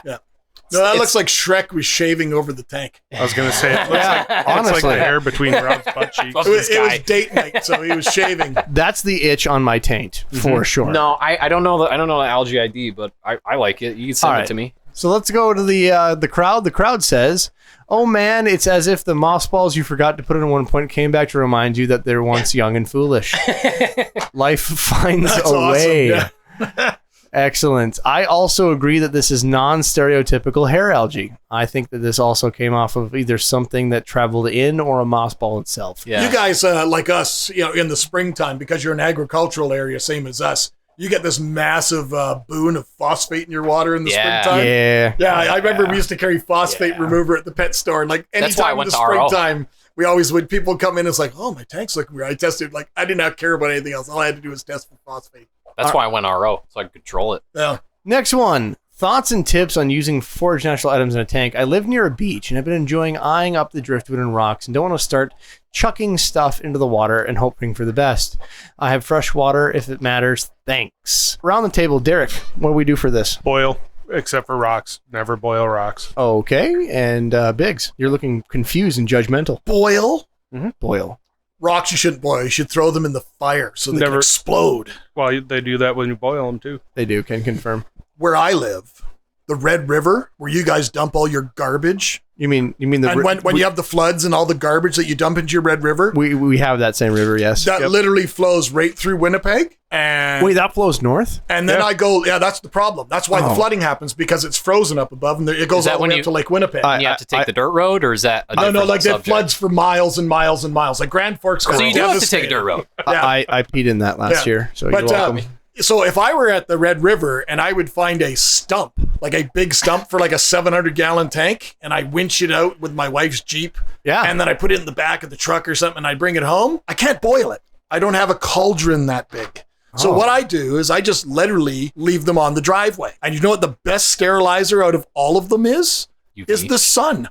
I just literally, to me, unless if you got an area, like I agree with Derek in regards to boiling stuff, that makes sense. But if you're pulling from an area that you have concerns about, it's a little bit urbanized or anything like that. Like to me, I'm not looking at driftwood just from a fish standpoint. I'm thinking driftwood, botanicals, leaves, twigs, branches, lichen, for all my vivariums, all my spiders, all that stuff that I do all the time. I live out in the country and I'm pretty safe harvesting anything I want anywhere around me. But if you think there's suspect where the water you're pulling it out of, you find this cool piece of wood, if it's too big to boil it, I would leave it on the driveway and then if my pressure washer is nice and clean and no soap at all, then I'll pressure wash it and it'll remove all the loose material, because you can't guarantee the stump or piece of wood you're pulling out is going to be a hardwood. If it's a softer wood, that pressure washer is going to carve it up pretty fast, and then maybe you might not want to use it because it's going to break down really, really fast in the tank. But No, it became leaf litter then. I showed one of you guys a video I did of me introducing, I did it on Instagram, of how to put botanicals in your tank, and I literally just took a handful of leaves, I harvested off the ground, and I just threw it in the water, and I said, that'll do. You know, like anything, if you're going to boil anything, what boiling does, it does sterilize, so I understand that aspect of it, but boiling also breaks down cellular structure, so it's going to make it sink faster. So if you're finding a piece of driftwood and it won't sink on its own, that's the kind of the premise behind it. That's why, like, you know, instead of maybe finding a piece of wood at your beach and going to one of your pet stores, like your local store here, D's Fish, and buying that piece of Malaysian driftwood or Mopani wood or spider wood or whatever it is, those type of products have been cleaned out, stripped, ready to go. There's no introductions of anything other than beneficial stuff. Then you're also supporting local without the aspect of introducing anything negative to your tank. Buns, your take. To add to that, research the body of water and research if there's any invasive species, if there's any pathogens, if there's any known. A local lake I used to fish and actually harvest fish from and eat from, I will not ever eat from again, because there's mercury. There's all kinds of pollutants, stuff from that lake I would never take. Real put in my hippie fish research. tanks. That's where we're going. What's that? Hippie research. I like it. Because that's what everyone's going to do. Absolutely. I'm going to spend, 30, 40 Holy hours shit. research. I'm actually going to apply to the DNR and see if I can get all the feedback from them of lake patterns and stuff to be able to find out this twig that I found. Not gonna lie though, if you do a slight bit of homework, it's kind of fascinating what you find. There's a town called Parker's Prairie in Minnesota.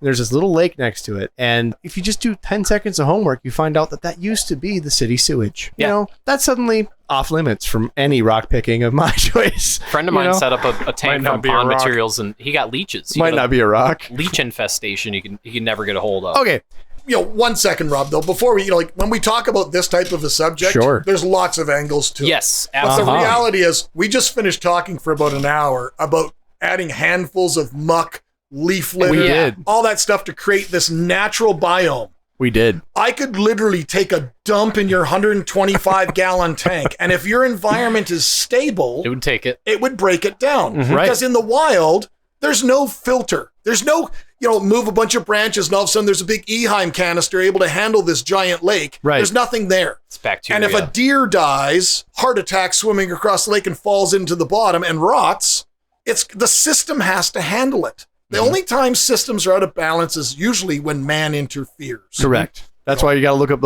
when the man decides that lake's going to be their sewer system. Yeah. Exactly. So don't Yeah. overdo it. Or runoffs from fields. Don't overdo your or research. Anything All right. like that. I'm gonna add one last one to this. So boil it, spray it, do your homework. All right, I'm gonna go with the sure and true treatment that if you're not gonna boil it, because I like that one. That one's my favorite. Is using chlorine tabs. You can get yourself water drinking chlorine tabs. There's EF-Chlor you can buy on Amazon.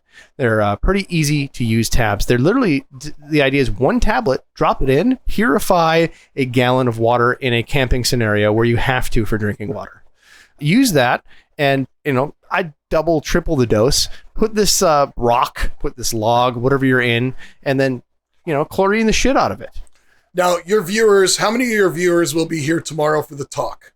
Because there's something in my talk that I want to introduce to this topic, but I don't want to spoil it. Let's look right now, because we've had, there was like 30 some listeners, right? That because there'll be something that you guys, from a story time standpoint, that you guys will appreciate. For sure. So we have, there's probably going to be at least 4 of those people, 5 of those people are listening right now. Okay, do you think they'll be upset if I share this story with your other listeners? Oh, I don't think so. Okay. So I've had large aquariums. I've had fish rooms in the 3,000-4,000 gallons, right? One of the stories that's in my talk is the story of me finding these giant stumps. When you have a 750-gallon tank, that's 8 feet by 4 feet, 3 feet tall, and you want to recreate kind of a riverbank type environment, I want big fish to be able to disappear in my tank. Like big 3-foot catfish or whatever you keep in it. Oh, for sure. So I'm always looking for stumps or things that are eroded that I could winch out that are like the size of a pallet. Those are what I want. I have literally one sitting on my driveway right now, and it's on my driveway, and it's going to sit on, it's been through a winter on my driveway for a reason. Years and years and years ago, and you'll see the tank in the talk, I had a 750-gallon tank, like I said, at my old house. It was 21 years old. It was a plywood tank. And then when we moved, we bought this new place, and the new place was the whole basement was built around building the new tank. The new tank glass, 13 sheets of plywood, all the epoxies at my house, and it's a 1,700-gallon tank because you always got to go bigger, not smaller, because we're getting older. We covered that. Well, we found this incredible stump at one of our cottage beaches, and I winched it out. Took a whole afternoon to get this thing out of the ground, put it in the back of my truck, brought it home at my old house, put it on the driveway, and it sat on my driveway for most of the summer. Then I got the Sawzall because I wanted to place it in the tank, and a stump is usually kind of round. It's got roots that go all over. So I wanted to kind of cut the 2 corners off so I could wedge it into the corner of a tank and had all these sprawling roots. And I want it to be 6 to 8 inches off the bottom of the tank so fish can go and hide under it. Like the riverbank, right? Mm-hmm. And I had this sat there forever. We Sawzalled it, still left it on the driveway for weeks. Pressure washed it several times, let it sit on the driveway for weeks until the time that a buddy came over to help me move this into the tank because it's huge. We haul it down the stairs without damaging anything. We get it through. I get into the 750-gallon tank, and I'm in 2.5 feet of water because you have to drain it down. You know how much it's going to disperse. I have all these big boulders around me, like 50 to 100-pound boulders laying around, because sometimes when you find wood like that in the wild, it's not going to be like the pet store wood. It's not going to sink. You have to kind of weigh it down. Yeah. And we literally hauled this thing in there, and he just kind of pushed it over the ledge, and it fell on me. Now it's floating, so now I'm trying to take this giant stump and sink it into the tank and lift these boulders onto it, and we finally got it in place. So after this ordeal of about an hour, we sat out front of my 750-gallon tank in my basement, and we're watching it as the tank's refilling. And all of a sudden, the apocalypse happened in this tank. Carpenter ants started pouring out of this piece of wood. These are a black ant that's about an inch and a quarter long, and they eat wood. So they're always in rotting products and stuff. Always.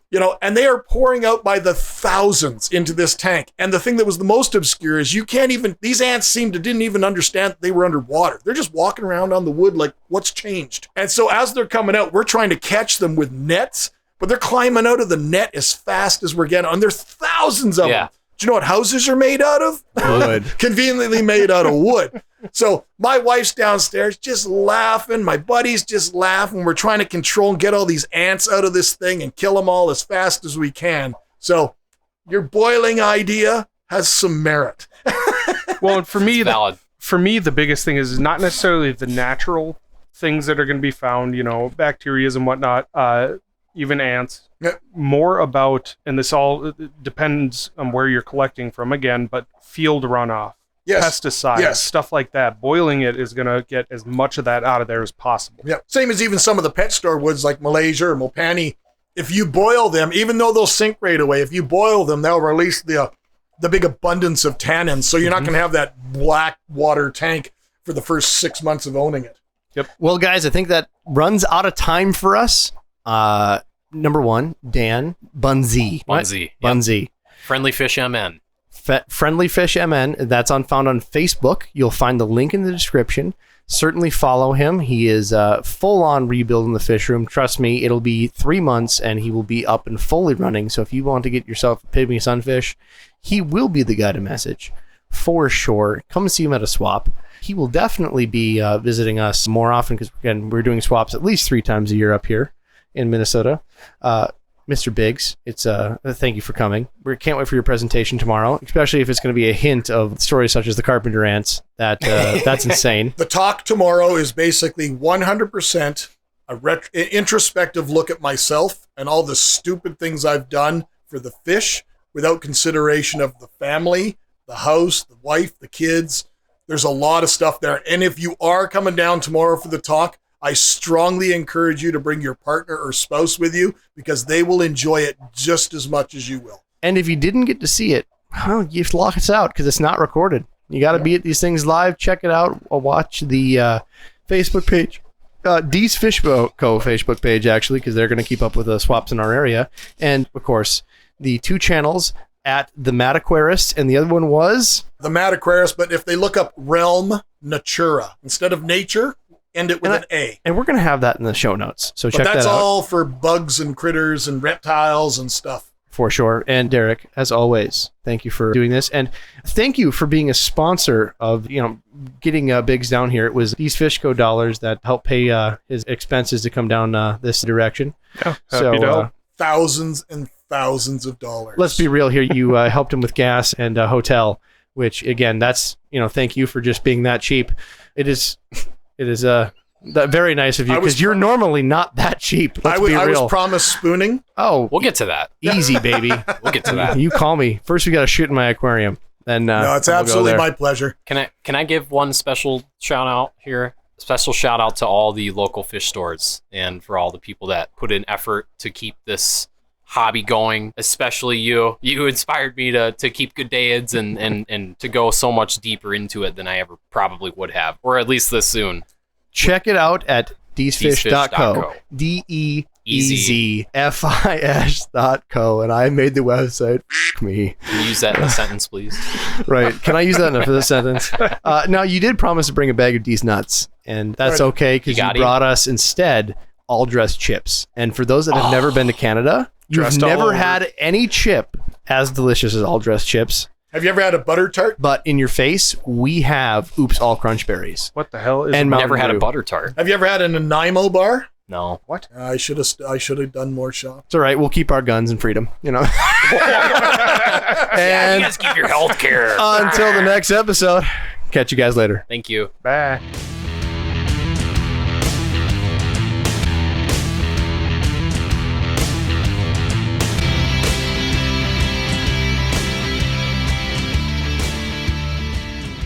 Thanks, guys, for listening to the podcast. Please go to your favorite place where podcasts are found, whether it be Spotify, iTunes, Stitcher, wherever they can be found. Like, subscribe, and make sure you get push notifications directly to your phone so you don't miss great content like this. I'm going to actually tilt the camera down so you can see this a little bit. Yeah. And they rub it on their genitals, like the chubs and stuff like that, like Rob's sporting right now.